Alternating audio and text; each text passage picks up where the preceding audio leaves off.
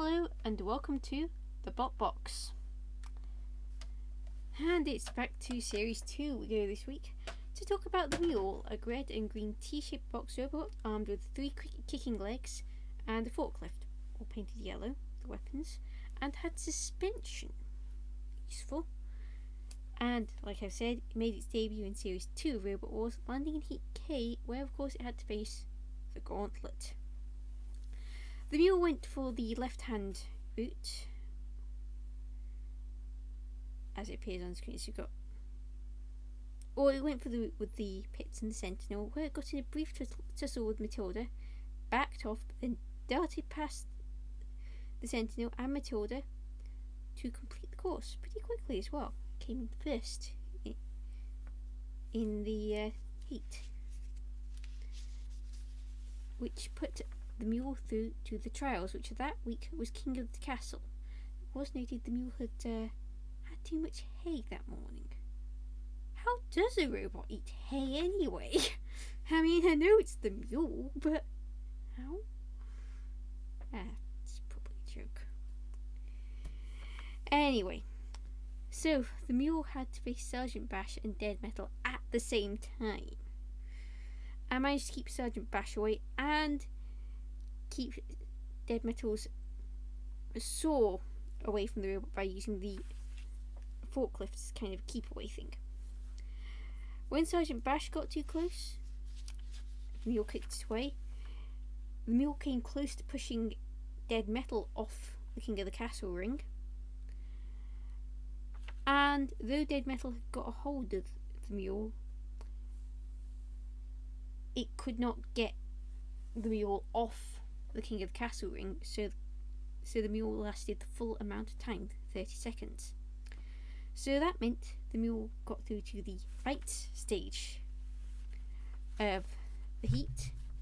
First against Spiked Wedgebot Demon. Basically, Demon had a wedge and spikes at the back. The two bots met in the middle of the arena early on. The Mule managing to lift Demon before a pushing war began ended when the two bots separated. Then the Mule pushed Demon around close to the perimeter patrol zone before once again the two bots split and it was Demon's turn to do some pushing. The Mule ended up in the perimeter patrol zone and tangled with Shunt and Dead Metal, whilst Sakilot sat on Demon. As this was going on, time was running out on the fight, so the judges were called in. Indeed, both bots ended up immobile. The judges ruled in favour of the Mule. So, that sent the Mule through to the heat final, where they faced Rammer Plunderbird 2, and the important questions were asked. Was the Mule going to kick? Of course, it's the Mule. How far was it going to kick Plunderbird 2? Well, answers given were off the stage, into the pit, and into oblivion. Into orbit? Pit reporter asked. Oh, that needed thought. Into orbit. That sounds like a great idea. Plunderbird 2 pushed the Mule around early on, but once the Mule escaped, it tried to push back and did push back. But Plunderbird 2 did not take long to get back underneath the Mule and push it around some more. In fact, Plunderbird 2 got the Mule close to the pit at one point. The two bots split and ended up on the edge of the perimeter patrol zone, but both escaped, Plunderbird 2 taking one singular axe blow from Shunt.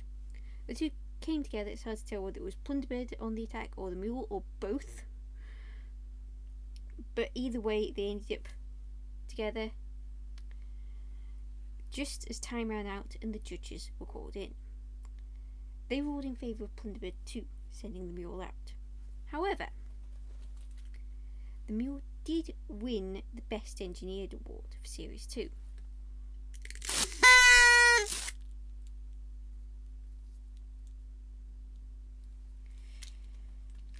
It did not return for Series 3. The Mule's team returned. Well, the team only had one person on, but it returned with the Big Cheese. And in Series 4, entered with Really Big Cheese, which you might remember from its episode and various other episodes where cheese puns have shown up. And of course, Really Big Cheese is responsible for Robot Wars' biggest flip, sending Axel, dare I say it, into orbit. The Mule held its own in its fights, and whilst it had 4 weapons, which some might seem too many, I don't think that held it back. Managed to get through until it crossed Plunderbird, and they just pushed the Mule around everywhere. The Mule probably didn't stand much of a chance in the judge's decision because it spent a lot of time on the front of Plunderbird. Could it have got through in a different heat?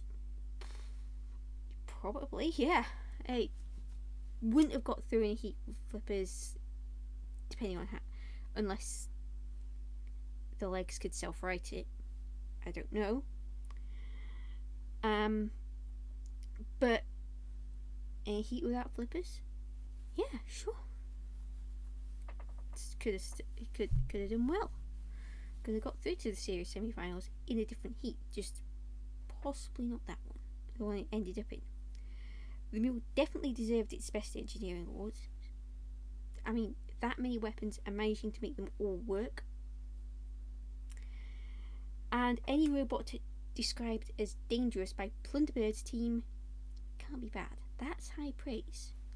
Just one missed opportunity, and it's not by anyone on the Mule's team, but by the people on Robot Wars.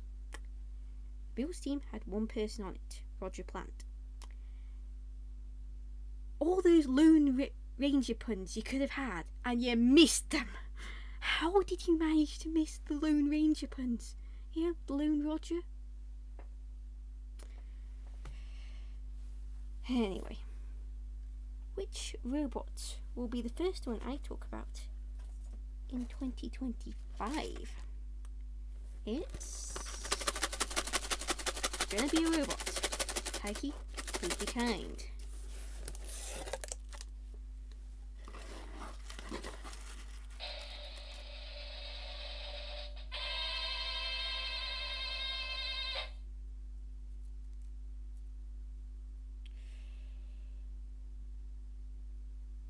Firestorm.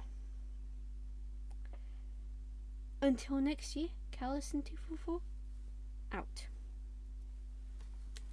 PS 2025, try not to suck.